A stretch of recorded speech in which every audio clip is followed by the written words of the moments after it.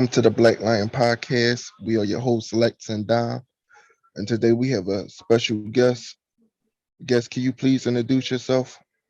Yes, my name is Ariel Mosquera of More Than Average Clothing Company.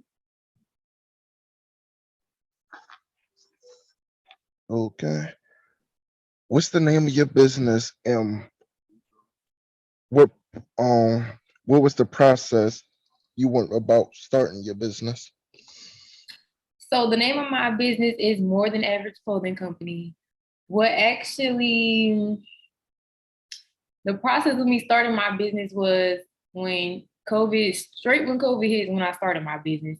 And it was just me sitting in really boredom and just figuring out what would I want to do, with all this time off. Like, I have time off, I'm getting unemployment. Let me be wise with my money so I don't have to go back and find another job and be like, I gotta work. But if I did have to work, what would I do for work? Like, what do I love doing? So it was just like, I would sell clothes. I would make fashion boards. I would, be myself.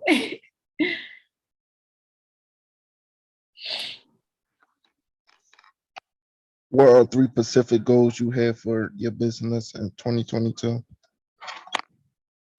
Three specific goals I have. For one is just to expand my business and keep growing, not just be clothes, because it is a clothing company, but I do still want to, empower women, educate women on self-development and not religion. I'm not religious.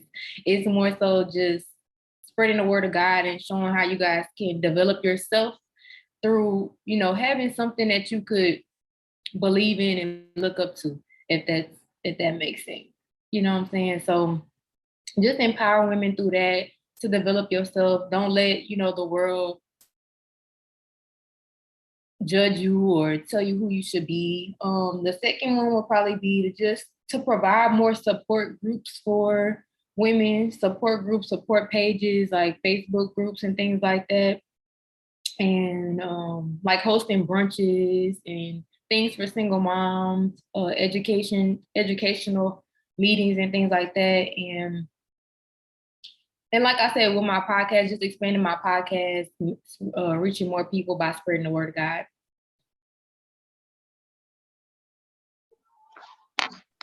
That's good. Do your family and friends support your business? Yes, they support it. Good. With your clothing brand, do you have any products to show us today? Oh yeah, I got some steak pants on right now. I'm actually, after we get off this video, I'm going to be doing an unboxing video for these steak pants. I ain't trying to show off my body, but these are the steak pants I got on. You see I that? see you. So I sell a majority of items, branded apparel that have just, my logo on it, a crown on my back, sweatshirts, t-shirts, mugs, because, sip your tea and listen to a podcast, things like that. So I do have lots of clothes, lots of merchandise that you guys can check out at morethanaverageco.com. That's good. And where can the audience find you on social if they wish to buy your products? You guys can follow me at More Than Average Co, all in one. And that's on Instagram and Facebook? That's on Instagram, Facebook, everywhere. If you guys want to follow me on TikTok, it's Miss More Than Average. But my Instagram business page is More Than Average Co. I just suggest everybody follow my personal page, Miss More Than Average, because you're gonna find the clothes, the everything all in one. More Than Average in one. If you were to give any advice to anyone looking to start their own business, what advice would you give them? I would say, don't let failure define you. Don't give up, because, having a business, when you first getting started, you gonna fail at some stuff. I didn't got packages that I ordered for, my clothes, and it didn't turn out the way that it should be. And I was like, you know what, this is a flop, I are wasting money. So I would say like don't let failure define you. Don't feel like you gotta give up and just continue learning from, learning from failures. That's good. How has COVID affected you, your family, and your business? Well, for me, COVID jump started my business off. So I would say that COVID was a blessing for me, my family, and my business. That's good. What feedback have you received from your customers? Feedback that I've received is, depending on the platform, is usually just for empowering, like thank you for speaking on things that other people may not be too bold to speak about, or you know, and getting to younger girls, um, like teens and stuff. I noticed that they like to come to me about like fashion advice, not fashion advice, but they shop with me. So I think that they like what I have to offer in that aspect, and just good ratings about that, the quality of clothes, the ideas that I come up with, like outfit boards and things like that. I get good feedback on those things. What vision do you have for your business for the next 5 years? For the next 5 years, like I said, just expanding, getting a location to where I'm able to sell clothes, host empowering things, kind of like a not a clubhouse, but a facility where it's like a recreational place for women, single moms like that, and still a boutique in one. So it's something that's literally more than average. That's good. Well, I thank you for allowing me to interview you. It was a pleasure. No problem. Thank you for wanting to interview me today. Yeah. Do you have own children? Yeah, I'm actually a single mom. Understandable. So when they get like close to age where they could comprehend things, would you help help them learn about the business? Yes, of course. I'm all about generational wealth. So it's like anything that I could pass along to my daughter for her to be creative or, you know, want to do her own thing, I'm definitely going to pass that along and put things in place to where I'm still able to, after I leave this earth, she's able to pick up not where I left off, but it keeps going to like where it's like books or something that is not something that she has to do or something that I have to make it a job. It's more like it just makes money for itself. It makes wealth for my family for itself. Even like your podcast, like even the videos you make, the things you speak about when you're no longer here, your podcast still gonna be on YouTube. It's still gonna be viewed. You know what I'm saying? So it's like making wise decisions like that. Yeah, that's good. I feel you on that. Right. So when you had first started your own business, what did your family and friends say to you?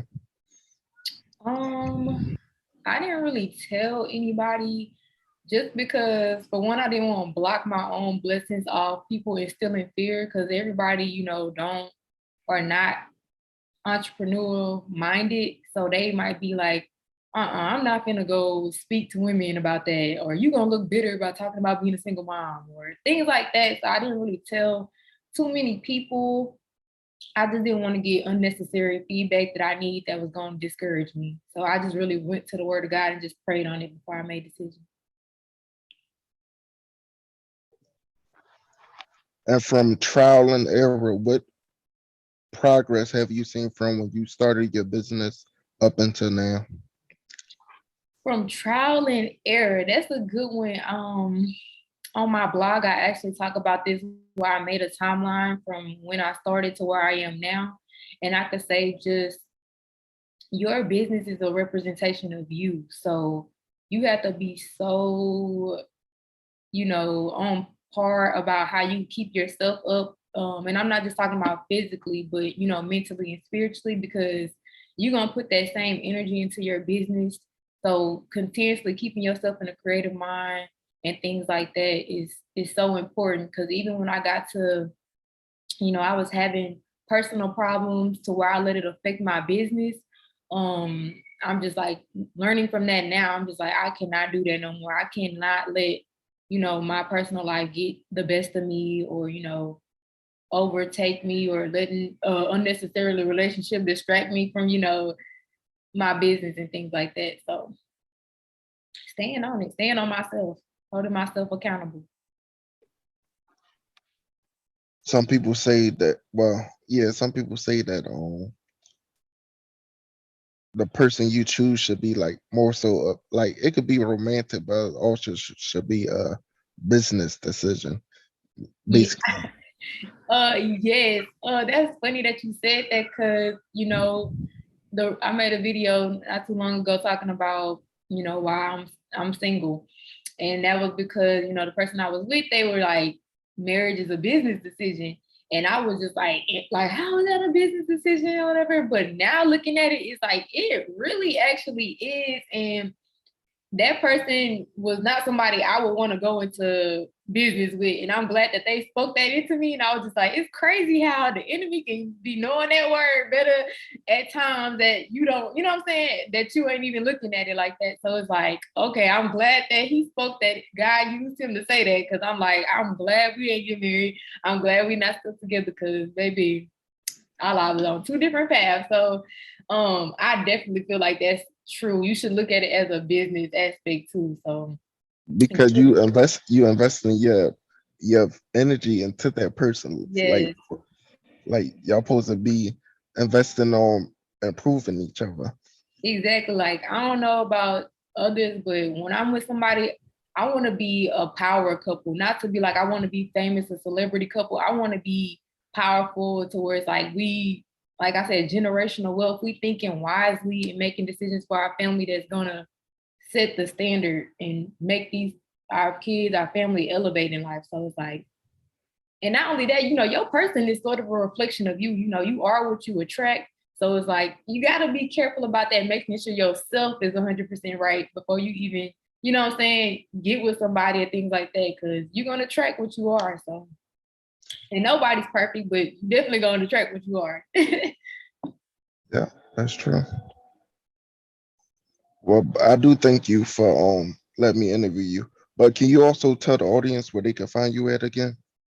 Yes, you guys can follow me everywhere: TikTok, Instagram, on Facebook, Ariel Mosqueda, on Instagram, TikTok, Miss More Than Average. You guys can follow my business page on Instagram at More Than Average Co.